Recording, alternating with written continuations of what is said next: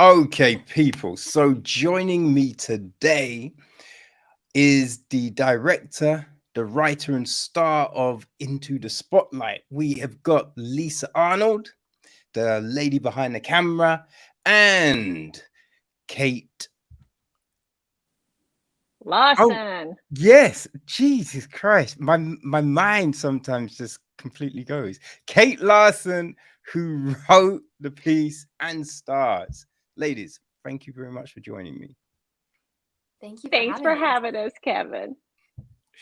Now, I'm very curious about, how all of this came together because you did a short story in 2020 called Spotlight. So, was this just fleshing out that story, Kate? Yeah, so we started with the short film when I wrote it when I was 14. And I honestly really didn't see it becoming a feature. Like people were talking about it and I was like, no, I can't write a feature film. I'm like, this is not going to happen. But before I knew it, I had like all these parents coming up to me saying, oh, like my daughter needs a story like this. And we just got such great feedback from the short film. And so then from there, I started writing the feature. And like 6 months later, we were filming the feature film into Spotlight. And that's when Lisa Arnold came on, and she just did such a fabulous job bringing it to life. Like, seriously, I could not. When she was like on stuff on set, I was like, this is insane. It's just so cool. And she was a great leader. So I loved working with Lisa. I'm like, Nice. How Ditto, cutie. how did you come together? How did you find all of these, creative minds to bring this to life for you? yeah. So we had been praying about it and trying to find a director. And we knew some people who knew Lisa Arnold, and they talked so highly about her. And so we went on IMBD, and my mom ended up just reaching out to her, and we just hit it off. And before we knew it, yeah, she became the director, but she also became our friend. So it was really neat. Yeah, and then we just put the team together from there. It was just finding all those people to make it happen for us. Justin Tolley came on as the producer, along with Kate, with Khaki and Brian. And then we had David Cook as the line producer. We had Leigh-Allyn Baker as our lead star for the project, along with Kevin Sizemore and Karen Abercrombie. And I mean, so many wonderful people came on board. We found the most amazing cast of teens for this film. They are absolutely phenomenal. They're incredible together. We did not ask for that they had to sing and dance for this, even though it's a musical. But it Mm. just so happened that who the Lord brought us, they all were singers and dancers and so talented musicians, and so it just it was effortless on that part, right, Kate? Didn't you love working with all the gang? Yeah, they all blew me away. Like seriously, when I got on set with them, I was just like, whoa. Like the talent on set for In the Spotlight was, and like the atmosphere that they all created was so incredible. So I'm always like, if there was a time machine, I totally would go back, like completely. You'd be like, where's Yeah. Kate? She is back in time filming Into the Spotlight again because it was just that much fun. It was great. It was very magical on set, and Kate was surrounded by a lot of incredible actors that we should Mhm. mention: Justin Sterner and Amber Sweet Sterner, and Raphael Ruggiero, Isabel Almoyen, Marissa Lene Hampton. Who am I forgetting? I'm forgetting somebody. Charlie Warren and uh, Alina Pitts. Yeah. Alina Pitts, and then the other singer. Oh, Ian Tucker. He was so Ian, awesome. yeah, so great. So, I mean, we talk about an incredible ensemble cast. It really was. Yeah. Nice. So, what was it about the story and the conversations that you had that made you want to come on board, Lisa? Well, first of all, to meet Kate is incredible. Like, she was 15 at the time, an amazing talent on camera, but such a great creative writer. She came up with this story when, she was so young, and it had everything that a story needs to have. And so, her gifting was just phenomenal to walk alongside with. And it was my goal and my honor, honestly, to set her up for success for this, to really be that person that could take what she had written on the page and bring it to the visual story. And we just had an incredible time doing it, didn't we, Kate? You did. It was so awesome. You killed it. You, Lisa, like kicked it out of Oh, the ball. Seriously, and it was such an honor because I know, like I met like a lot of writers that like their story was honored, and it was really neat. Like Lisa just said, she did set me up for success, especially like handing over the story. Like I had no problems with it. People always like, what was like, they always ask me, was it hard? And I'm like, no. I'm like, because Lisa Arnold just was so good. She was incredible. So it oh. was great. Well, that's always, nice to hear, right? So, where did the story come from? Because, a lot of times people, talk about writing what they know. So it's something they've experienced or someone close to them experienced. But then, we have the people that can just pull these crazy ideas out of the sky and just create wonders. So, what kind of approach do you come from, Kate? Yeah. So I actually, it was for at first I really didn't realize that it was built off something that I knew. So I first came up with the idea. I like wrote songs around the time and just like kind of dabbling with it. And so I wrote down the word spotlight, wanting to write a song called Spotlight. And I had like a Gloria Estefan microphone on my nightstand. And I had been praying for the Lord just to, give me a story that He wanted me to create. And right there and then I was like, I wish I could sing into that microphone and sound like her, and just right there and then I was just like, whoa. I'm like, that's my story right there. So from that point on, it was really just built off my insecurity when I was younger, like with my voice, and like I hated the way it sounded, and all my friends were like just amazing singers. And so I really like tapped into that to create Laura Banks, and it was a really neat experience.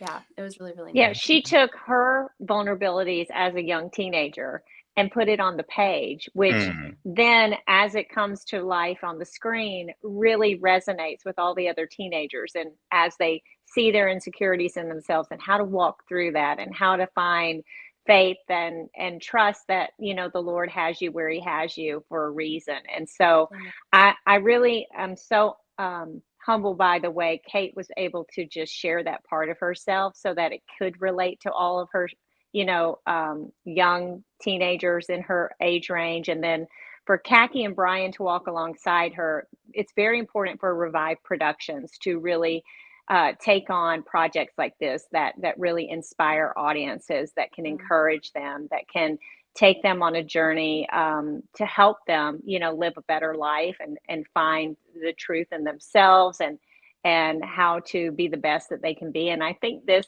particular project really encapsulates all of that. Yeah, I would agree. And I think it was especially we were in like a time with COVID. And I think I saw like a lot of my friends struggling and even like I personally was struggling.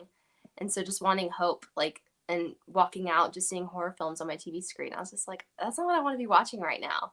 I want to mm. like watch movies that I can watch with my family that are inspiring and we're all like laughing and I think that was like really Lisa's vision too and like the projects that she's created before like just like family movies that they can enjoy together that inspire the youth, to yeah, we don't need more like depression's already on the rise. We just need more inspiration out there and, more people just speaking into them, telling them their worth and I think that's the real crisis right now. And bullying too. Yes, yes. And co-viewing content has just disappeared before our eyes. So we all have to go into our own rooms to watch content because of either language or violence or, all the different warnings that we get on content. So these type of projects that can have a 6-year-old and a 86-year-old in the same, sitting on the couch together and enjoying it is just it's a wonderful, wonderful gift. Yeah, it is something that, you can definitely let your young kids watch and not worry about, like, because one thing, and I don't know if you've noticed, like, even in some of the lower rated movies and TV shows, they'll still throw in that one, curse word, which you're allowed to get away with. And you just think, Why? what was that? Do we need that? Or when you watch these films and there's the shower scene, and it's just like that doesn't add anything to the story. What, like, why was that here? Or there's nudity, and it's just like, but it doesn't add anything. So it Yeah. is interesting with the content that we are seeing on TV.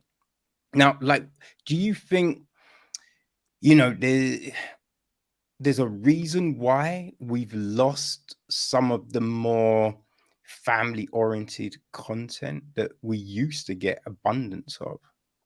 Well, for me, Kate, I don't know if you feel the same way, but for me, I feel like projects have gotten away from the story and have gotten more agenda driven, which can, Mm. when you drive those agendas, you can also isolate people. So for me, a co-viewing content is all about the beauty of the story, the arc of the story. And if you want to make it a co-viewing, then it has to be family friendly. So you have to put on those parental, glasses, like when a have I know we've all had that where a friend is like, oh, did you see this movie, is it okay for me to take my kids, and I have to go, I don't know, I didn't have on my parent Mm. goggles for that, but let me think through it real quick. But so when we're creating, we try and do that. We're like, is this going to be okay for the entire family to get together?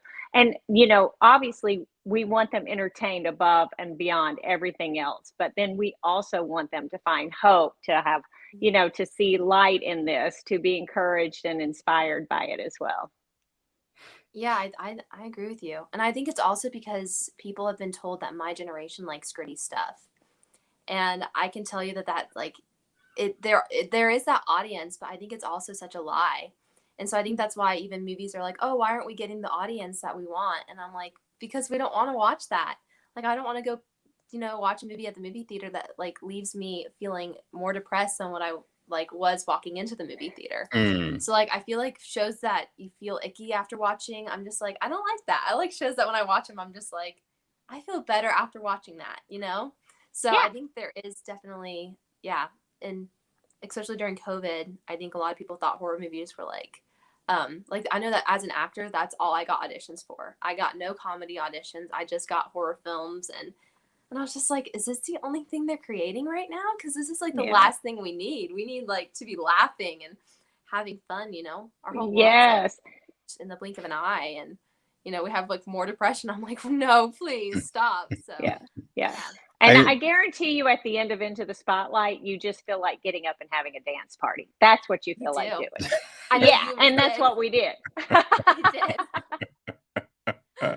like, what is some of the kind of stuff that you both like to consume, TV, film wise?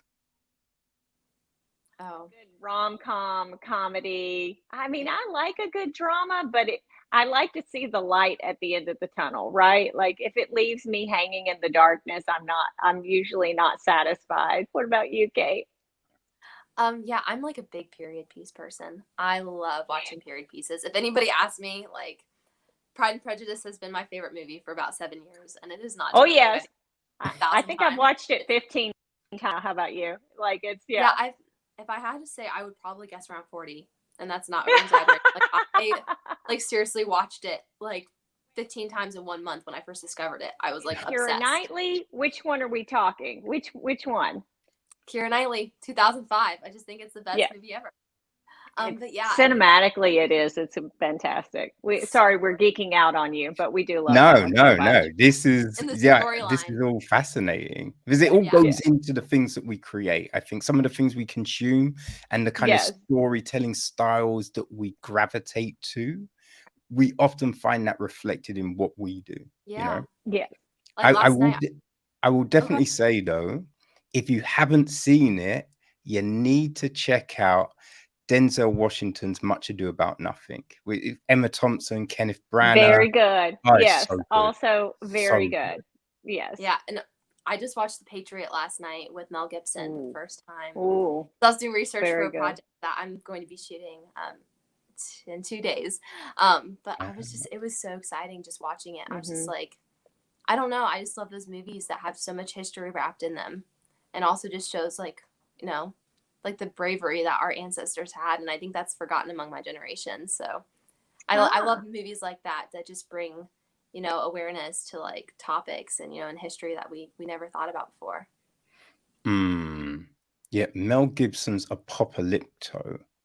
is incredible because it's about gosh, I can't remember if it's Incan or Mayan, and I think they're dealing with the Spanish so it's like subtitled, but you don't really need, you know, the subtitle. You can follow what's going on without it, and it's like fascinating to see that struggle and how people were like dealing with, you know, being invaded and just all of these different things. It's That's very so good. neat. But when you were writing this, Kate, are you thinking about, you know, the things that you can say? You know what I mean? Like, you know, because in it, you could have Laura get a drug habit or something. She's in the spotlight, she's going, you know what I mean? It could go down, and we see many a film go down that way, but no, you're keeping it to these kind of, you know, familial concepts and tropes. So are you, when you're writing, are you thinking, okay, no, these are the things I like to see, or this is how me and my friends talk to each other, so that's what I'm going to do. I'm not going to try and throw in this or that. Yeah, I think every story is different, and I think for In the Spotlight, when I started writing it, I just let my imagination go and just being like, okay, well, how would I feel if I had the magic microphone, and what journey would I want to go down? And so I think with Laura Banks, why we didn't really see like that part of the story is because, well, first of all, it wasn't needed. And second of all, she didn't completely lose herself. I think she was on the verge of losing herself, but she didn't completely. And so I think that's where I really just walked the line where, yeah, and I wanted it to be a movie that younger kids could watch because it is like more of a teeny bopper, like High School Musical type Mm, film. And so I was like, yeah, I know other shows are putting that in for that younger generation, but me as an individual, like, I'm glad that wasn't being put in my face at that age.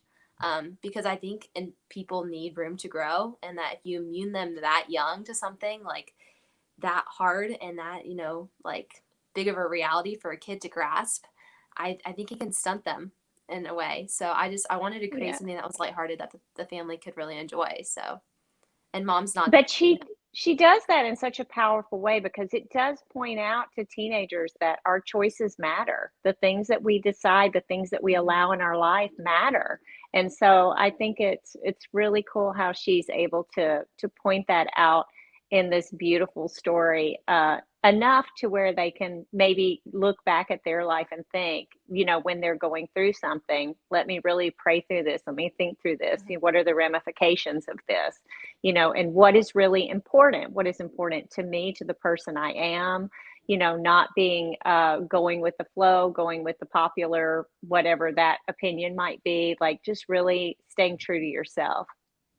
yeah, thank you, Lily. You said that perfectly. I was like trying to, yeah, and I agree with you perfectly. It's so much about, reflecting on your decisions and also like not Mhm. going with the narrative. Cause I've seen a lot of, mm.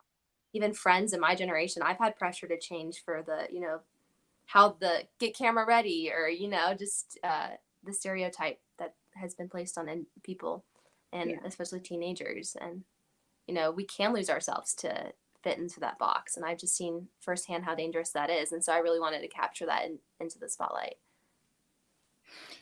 I think that's an important thing because there's so many things pulling people in so many different directions. And, you know, I think when we look at it, you know, because everyone wants to say social media is evil and just all of these things are evil, the tools themselves aren't evil. It's the way we use them that can be coercive, you know, but it's not always pointed out. And we don't, you know, as you said, we don't look at things from the other direction. You know, I mean, it's always the people that are then going down that dark road. Yeah. But what about the people that don't go down the dark road? But, you know, there are other things pulling at them.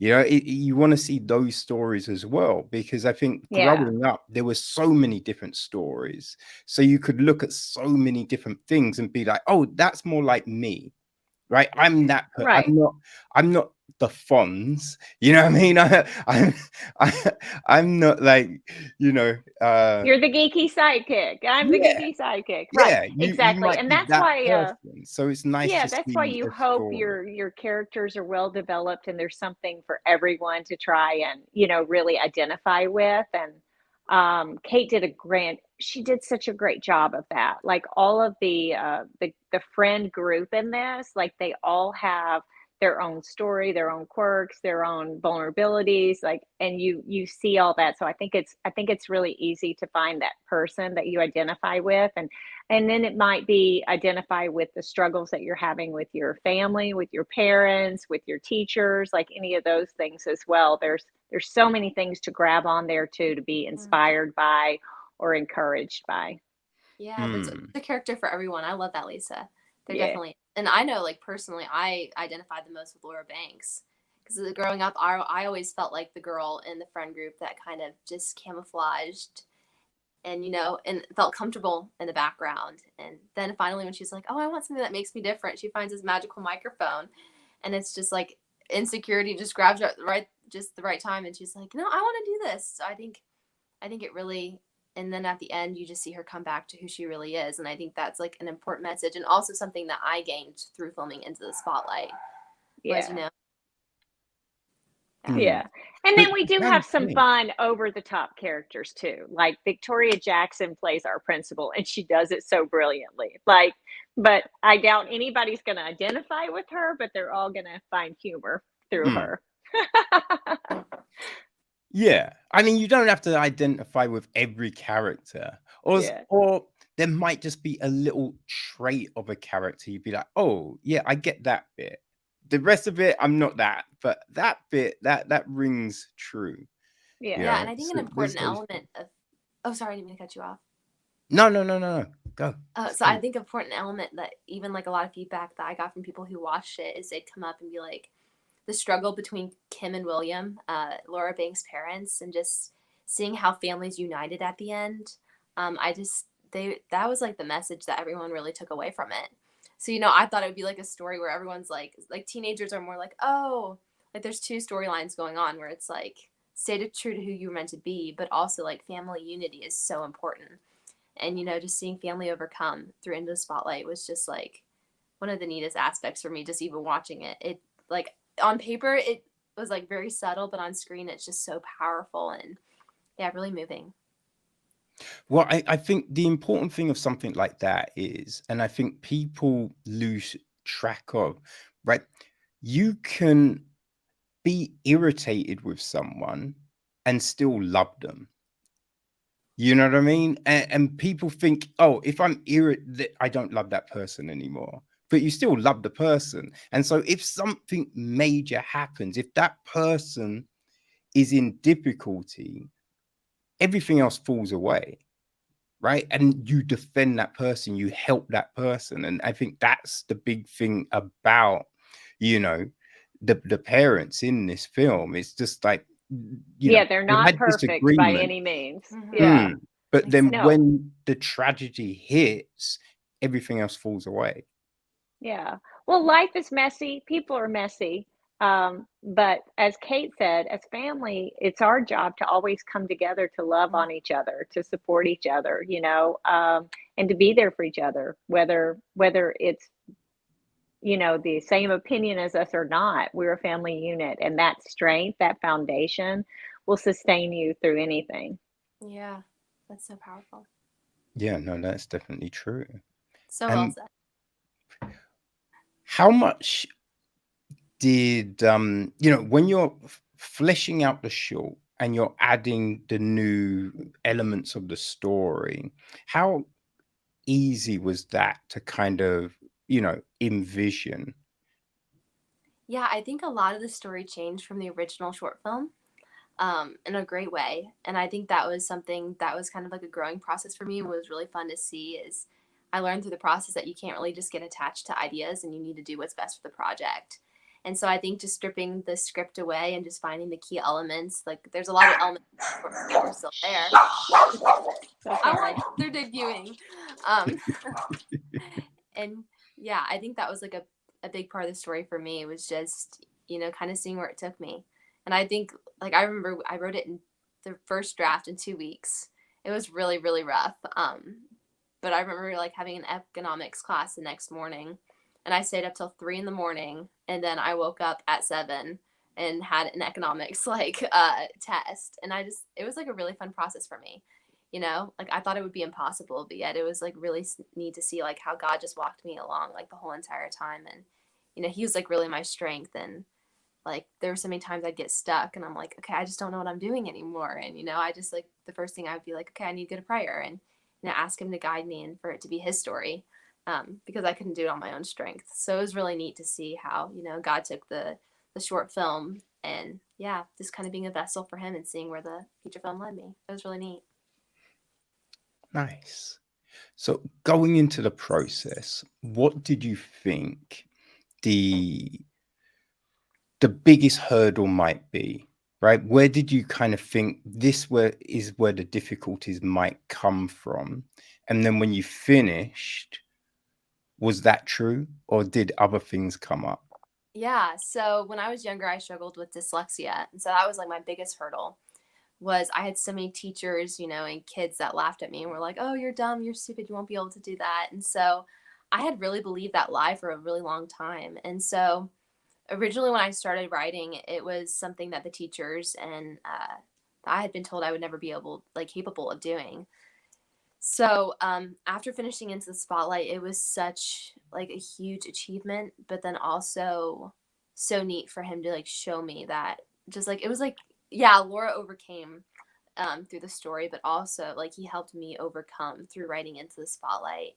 And you know, like I was told I was never going to graduate high school, but yet I graduated at 15 and then I started college classes. So yeah, that whole year of just filming Into the Spotlight and making Into the Spotlight was one of growth for me. But it was also neat to see how my aligned so much with the character. And even on set, it was just having to film scenes. Like there's certain characters that you have to try harder to act out because you're like you won't find you're trying to find stuff that you relate to, but Mm. it was just so effortless because I just felt like so much of me was wrapped up into the character. And so yeah, seeing that that was a huge And seeing aspect. Kate on the first day of filming versus the fifth or sixth day of filming, like her growth on set was just extraordinary. Don't you think, Kate? Like Yeah, I love seeing her just fully step into her own and really you just own all of her giftings.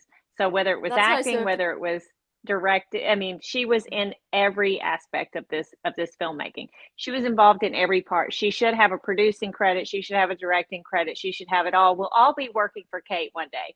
But I just loved being able to just watch her grow exponentially on set. thank you, Lily. Yeah, it was so neat to see because I love being pushed and I love when people like, it's very rare that you find people who like believe in you and like want to see you succeed. So it was just so neat, like having that experience and God used you so mightily to like really push Oh, me like, all right, Kate, you got this. You can go for it. Cause I had never done a feature film. So I was so scared going into it. I was like, and like, it wasn't until like the day before that I actually like the reality hit me. And I was like, I'm going to carry this thing. I was like, oh no. I was like, what am I doing? And so I remember the night before I was so insecure and I was just in tears on my bed. And yeah, I got a text message from someone who mentored me and she said, Kate, you're made for such a time as this and God's got you. And so I remember like going on a set and I'm like, I have no idea what I'm doing. But then throughout filming, it was just so neat to see like going on a set being like, oh my gosh, like I'm doing what I love. And you know, that realization just was like a game changer for me because it was just so yeah. neat. We were all in our happy place on set, as you can We tell. were. Like we just loved it so much. And going into an environment where this is very new, right? And you don't necessarily have these skills. How do you embrace, or how did you embrace that moment, right? How do you absorb information and take it on? Yeah, so I think I had really hit training hard for acting when I was around 12. So I was in training for like 3 years, you know, like really preparing because my mom was like, if this is a dream that you want to, you know, chase, she's like, you got to like just dive into it completely. So my parents were so supportive. And I think that's where I like really found like the strength and also the courage to step into doing what I love. Because you know, I had like a lot of people tell me it would be impossible, but my parents like the whole time were telling me, Kate, you got this. You know, it is possible, and you're talented and like worthy. And so like my parents' affirmation was like a big part of, seeing Into the Spotlight come to life, and just even during filming, like they were there just every step of the way. So I think that was like, and the team around me was like so incredible. Like everyone was so welcoming. I remember like getting on set with Leigh-Allyn Baker, and she's done so much that I was just like, how in the world am I gonna keep like up? How am I gonna like be on screen with her? It's just like I have all these dads in my head, but the second I met her, like it all just faded because she was just so sweet and welcoming, and just like speaking life into me. And so it was just like the whole cast. Like I could not have asked for anybody better. Like all of them were just so sweet and so neat. So I think that made the transition like really, really neat. And like stepping into it was really, really cool. And I think even having Lily there, like she set me, like she said, she really did like do her best to set me up for success. So I think it was like a whole team effort where it was just neat to like, we all had each other's backs. So I just think it was a really neat atmosphere. It was really easy to like, to really step Mm. into. Yeah, it definitely means something when you have an environment where everyone is, helping each other. Like there's no agendas. It's not, well, my bit's done, I'm off. It's just like, what do you need? How can I help you? And you're all supporting each other's. I think we've seen that, when you hear about films and you see certain directors and actors who constantly work together because they create those sorts of environments. So yeah, that definitely must have been so important for you coming into this, being around all of that kind of stuff. Like, what do you think, like, at the end of it, was your biggest kind of takeaway? Ooh, that's like a deep question. I think there's like so many things I took away. It's like hard just to like pinpoint one, but I think the biggest thing I took away was just stepping into what God created you to do. And I think you can have like a lot of, insecurity doing that, but on the other side, there's so much breakthrough. And yeah, and I think just also not letting like the darkness get to you, like throughout the whole story, just like I think family unity. My family, like just seeing when we came home from set, like my brother was also in the film. So like we were like a family kind of like making a movie, and just seeing that unity, but then seeing the unity through Into the Spotlight, like, your family means a lot to you. But then when you really just sit back and you take it in and you see like the blessing that they are, it's, I think that was like a whole different aspect that was like really, really neat for me. So yeah.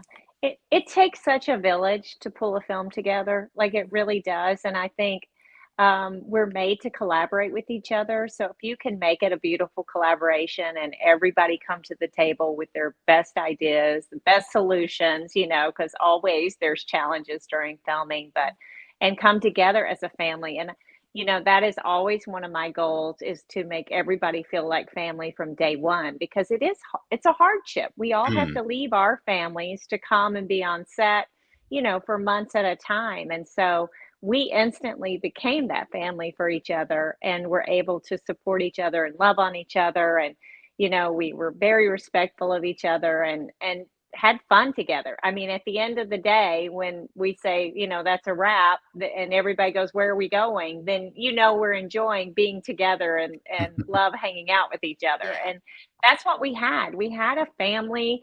Kate had her family there, which they are delightful. They are amazing. I just adore the Warrens so much. And I love what they're about. But we also had our crew family, our cast family. Mhm. It was such a beautiful experience, but for me, it always is. Like, I just love that time on set, and I love being able to get all the artists together and collaborate and come up with something just truly meaningful and magical. Yeah.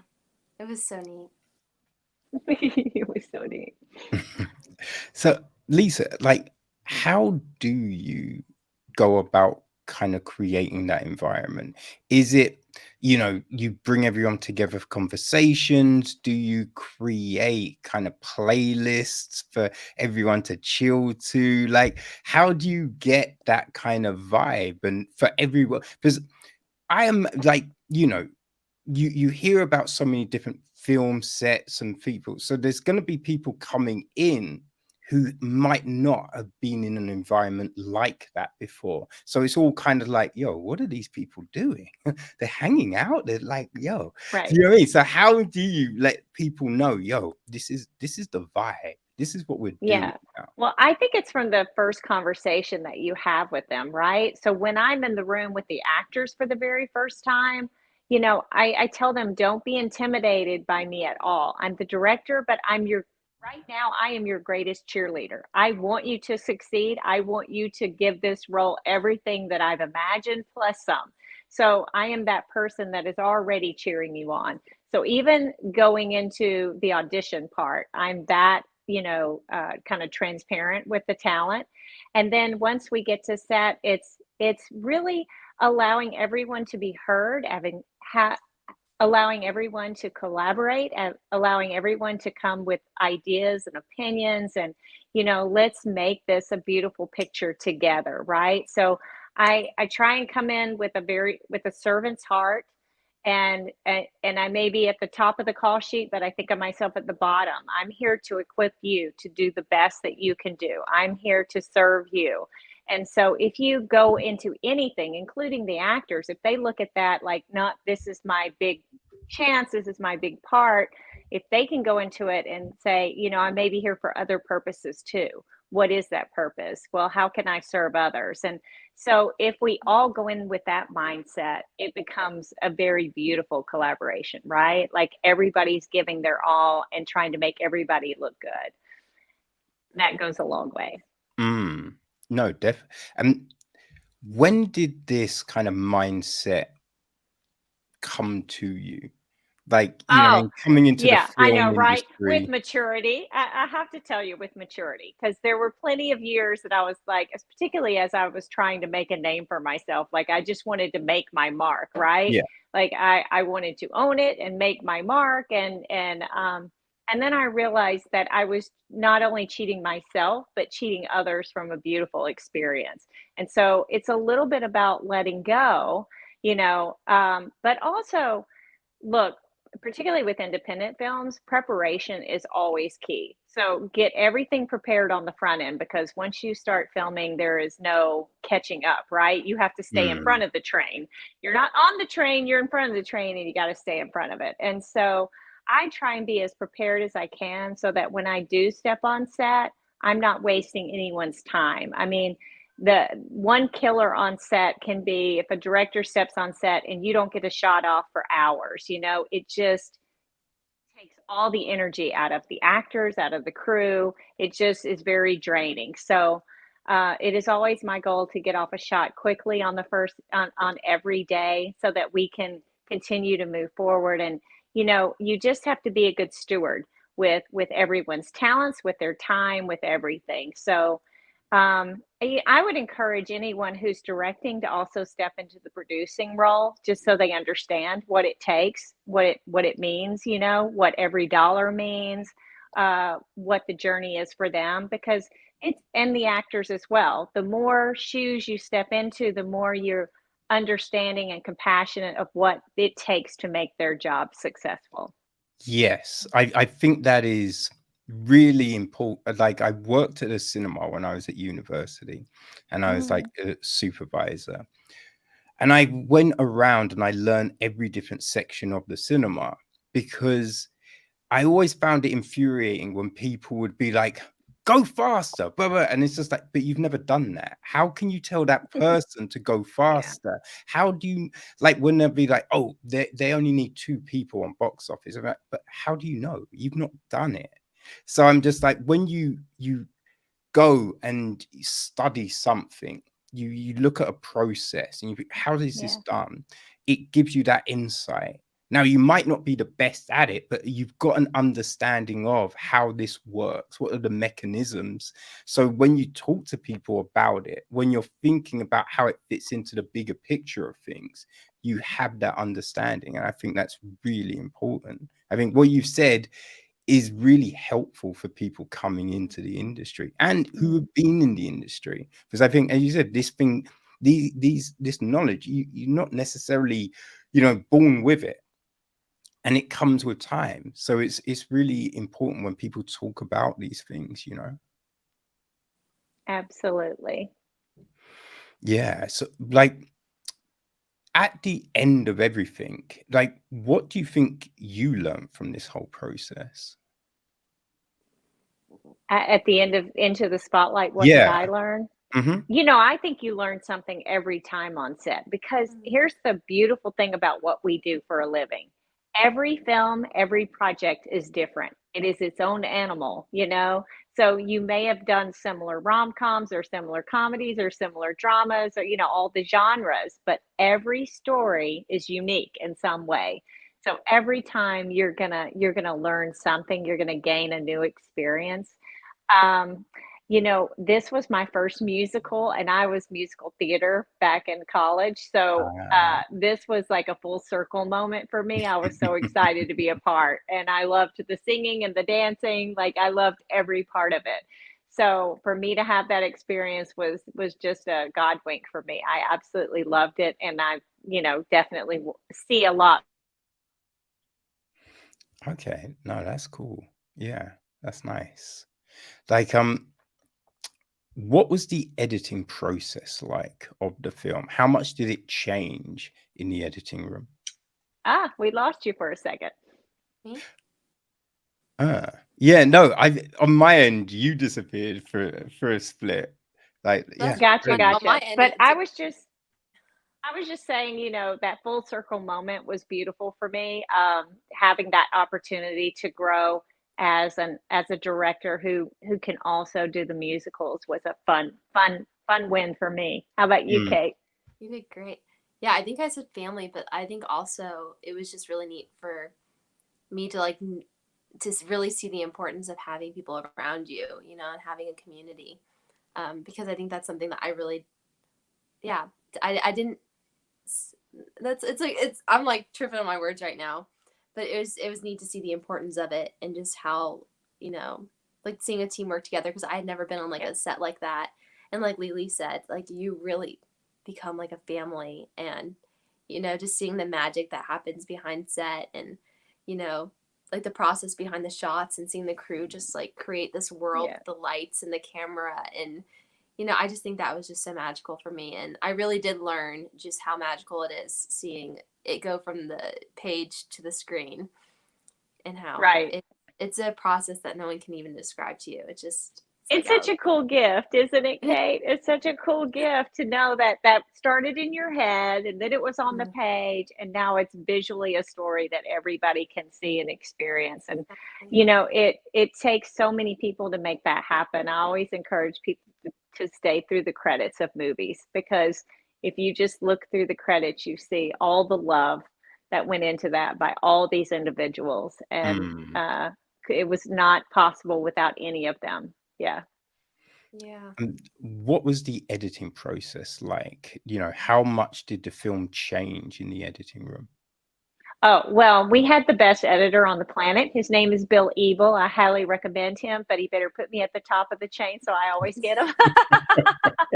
But I love Bill so much. And Kate and Khaki and Brian joined me in the edit suite. And so they got to see, I always let the editor do the first round, and I prefer for him to be on set with me. On this Yeah. one, he was unable to, but typically I'm seeing dailies. So I'm seeing him cut it together while filming. But for this one, he hit it afterwards with my notes from the scripty and was able to put together a really strong beginning cut. And then I came in, and then Kate and Khaki and Brian came in, and it was a fun family affair. We had a really good time in the edit room going through that film, and just I think the edit suite so many times is where, you see the fruition of the gift that you've been given. And so it's so beautiful. So I'm very appreciative of Bill. He gets it and he has to work through the ugly stages, and then we start stepping in on the pretty stages, which is nice. And then we get to go to color and sound and VFX and just make it magical, Yeah. right? And just watching like the score and the music just bring it to life was so neat to I like. know.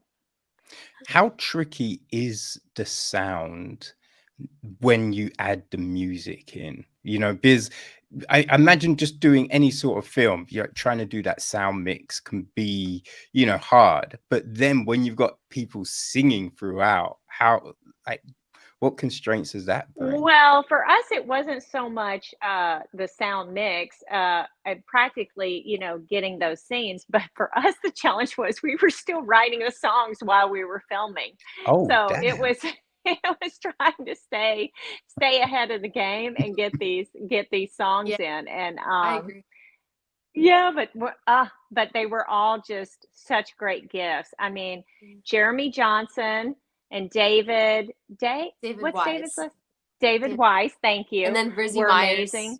Rizzy Myers was Rizzy the that Myers was voice. the voice of the microphone and one of the great writers as well, along with Jay So Weigel. I think we had a couple of other people that were on there, creating these songs for us. And so uh, filming them on set was awesome because we would have the pre-recordings, right? And then, yeah, it was truly magical. Hopefully, the sound mixer didn't have much problem putting it all together. I am always fascinated by the Foley artist. And I love Mark McBride, I think was our Foley artist on this. I just love how the Foley just brings everything to life. And like particularly, there's a big scene in this that has a lot of VFX and Foley, and I'm not going to say what it is because it'll spoil it, but that was a big scene that you have to have that support in.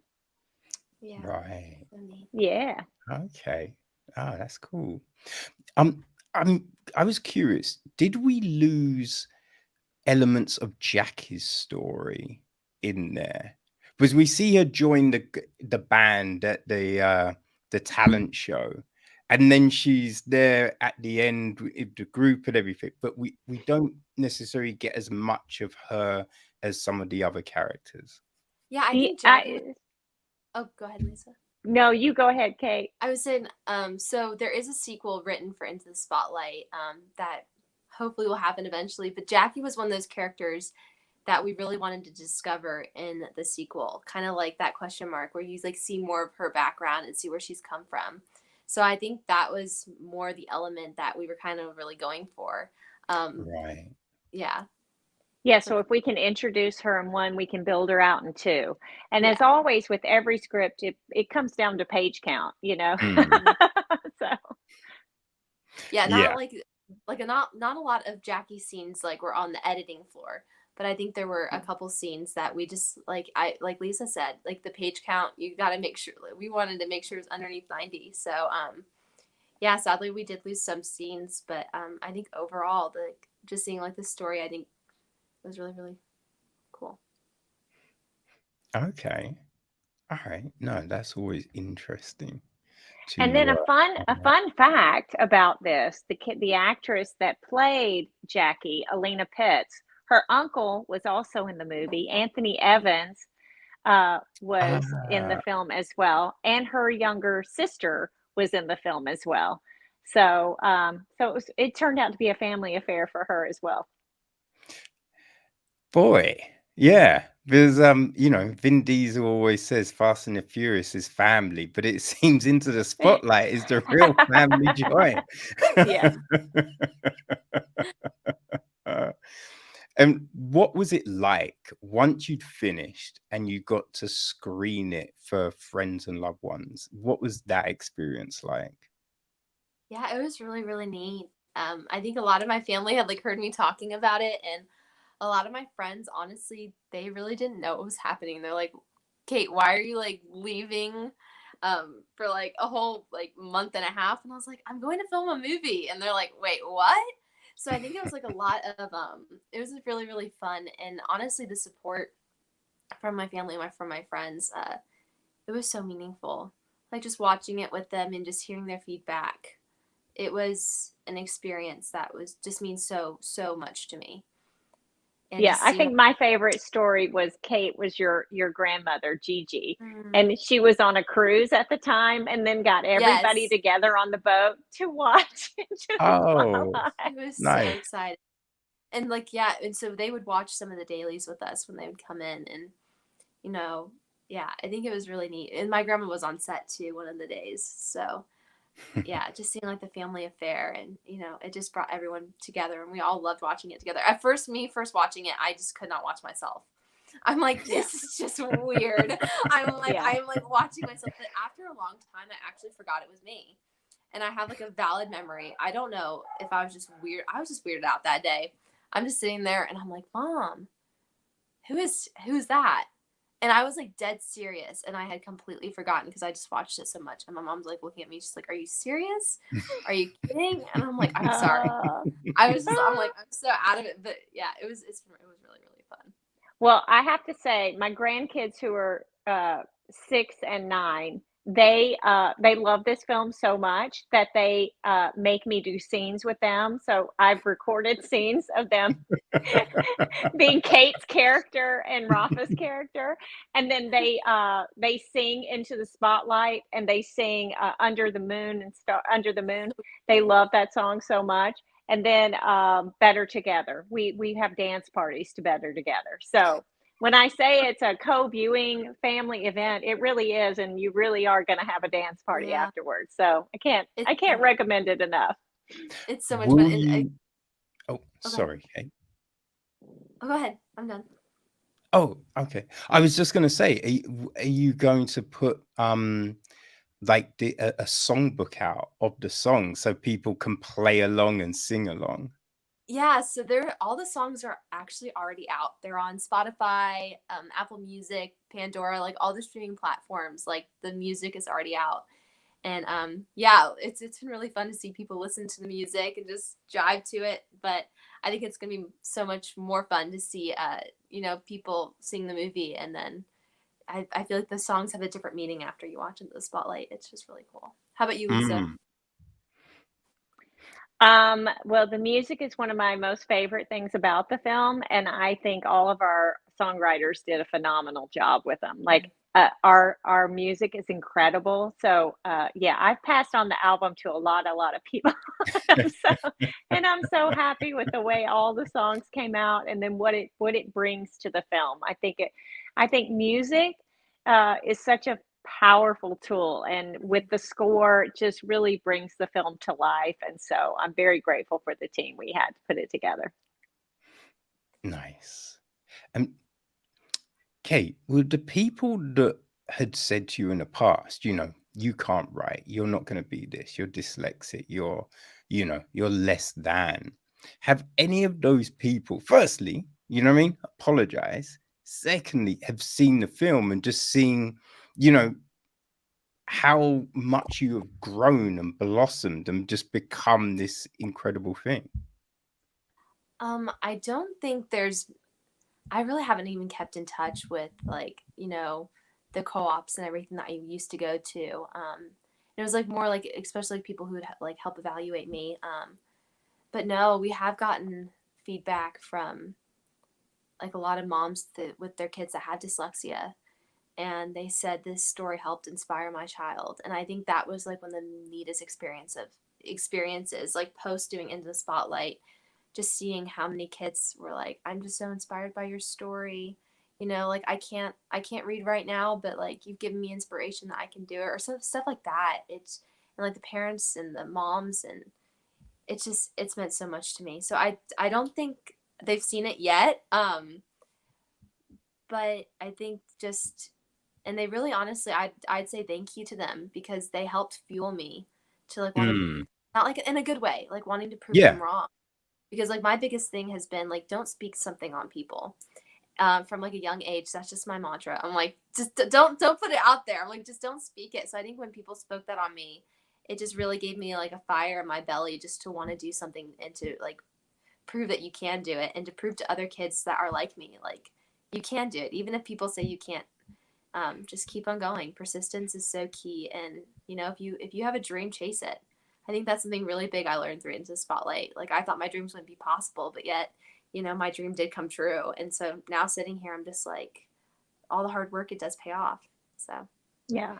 And look, she's working at this 24/7. Every time I talk to her, she's got another script going, another story going. I mean, she has a period piece that's phenomenal. She has another, type of rom-com that's Hold On Tight. She's already written the sequel too into the spotlight. She's already been filming again with the glitch. So yes, we thank anyone who said that sparked this fuel in Kate to keep her going. But that's a beautiful thing. We got to look at disappointments in our life, and we got to look at struggles and challenges, and really review it and say, how can I overcome it? How can I go beyond that? And we all need to continually test ourselves to grow and to move forward with all the things that we're called to do. And so Kate is a beautiful example of that, as well as her family, Khaki and Brian, and what they're doing with Revive. Thank you. No, I think definitely, I think when people say things, a lot of times it's out of fear, right? It's out of fear because they think, oh, that person is going to take away what I'm doing, right? That person's going to outshine me. How can I keep that person down? But, when you hear people say you can't do that, don't let it, hold you back. Use it as fuel to drive you. Because when you listen to so many people, so many talented people, that's how they became who they are. Because someone said you could never be that thing. And that's the thing that drove them, that gave them that Yes. inspiration to keep on going, Yeah. And it takes bravery to come out and to say it. Like, even after filming Into the Spotlight, it wasn't until this year that I was okay with people knowing I was dyslexic, because the name that it's gotten for itself is people like, oh, you're stupid. I'm like, no. I'm like, that's not what dyslexia means. And so, like, what really gave me courage is there's like so many actors, like Keira Knightley came out and she, was talking about how she has it. Jennifer Aniston, like Steven Spielberg, who's an insanely talented, a filmmaker. I think I thank you to those people who gave me the, the strength to come out and be like, you know what, it's not something to be ashamed about. Our differences are part of us. And I think that's something I want people to gain through in the spotlight is, embrace your differences. Well, and sometimes it is our weaknesses that become our greatest strengths. Yeah. Amen. Yeah. No, when I worked at the cinema, people was like, because I'm basically blind, right? And so they would just say, you can never be a projectionist. And I was like, no, I could be a projectionist. So I after my shifts, I'd go into the booth and I'd just practice lacing up a machine, because that was before we got all these digital projectors. That's when it was hard. It's just lacing up with film. And I became a projectionist. I could lace up a film in like 45 minutes, 45 seconds. Oh, 45 minutes. That's kind of crazy. But that's beautiful. That's so great. Inspiring. That's so neat. But I think that's the big thing, though. You know what I mean? We use these things to propel us to, strive. And you just keep on striving. All of these experiences just want you to evolve and become to that next level. And I think I think this is just a beautiful kind of symbol of what can be done when you don't, sit back in fear, that you step into, that zone where you're a little uncomfortable and you just push yourself and you keep on going. So I think people will watch the film, hear you talk, and take so much inspiration about that. So true. So true. And I love seeing this younger generation really explore the gifts and talents that the Lord has given them. And I mean, we're just seeing the beginning of Kate. I mean, she's an incredible songwriter too, but the whole cast was so talented.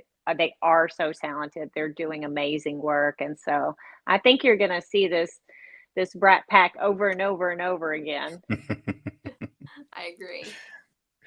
Incredible.